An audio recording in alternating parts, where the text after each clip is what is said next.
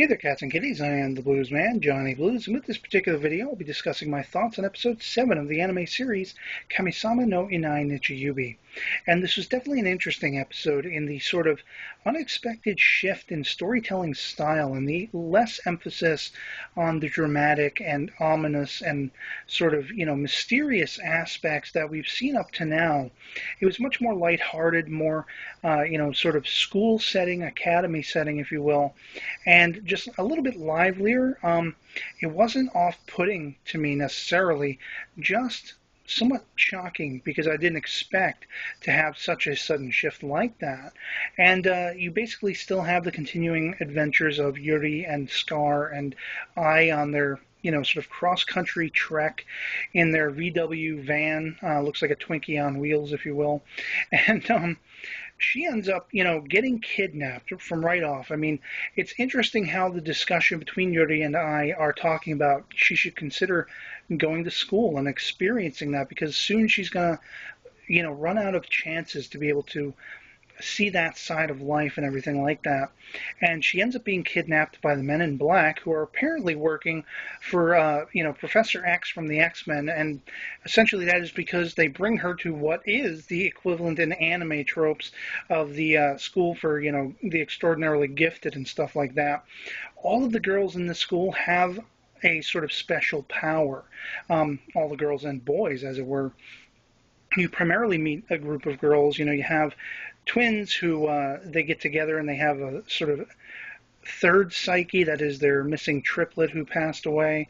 You have a girl who is blind and can sense almost like Daredevil, colors and sounds and thought waves and everything like that. You have a girl who's super strong. One of the boys is like Matter Eater Lad from the Legion of Superheroes in that he can eat anything and turn it into energy and stuff like that. And it's just really interesting. Now we finally have an answer who this red-haired kid is, who we first stumbled onto in the last, couple of Ordis episodes.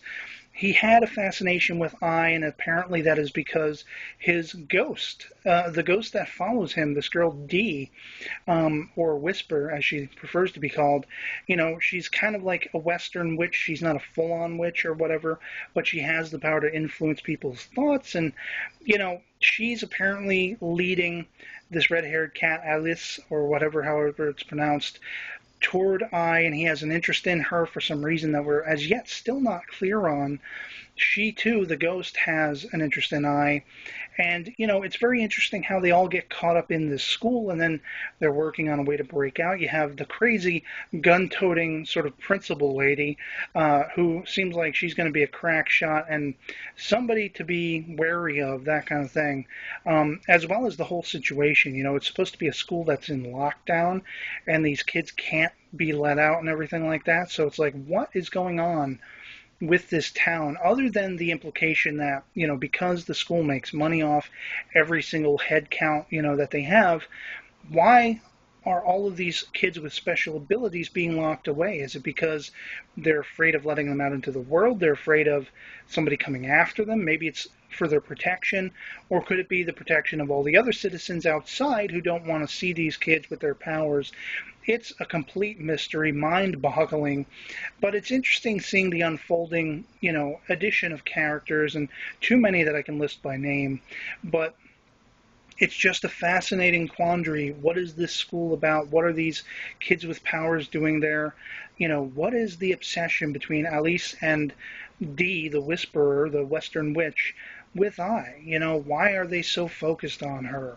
And will she ever, get out from under this, like everybody around her trying to make her the typical kawaii anime character?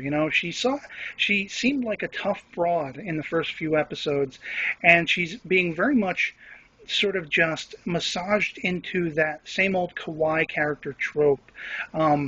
And it's interesting and also baffling at the same time. So that's about the best I can give you as a summary of this episode. I'd love to hear from you guys in the comments below what you thought of it, if you've seen it. And otherwise, I hope this video finds you well, and I'll catch you all later. Peace.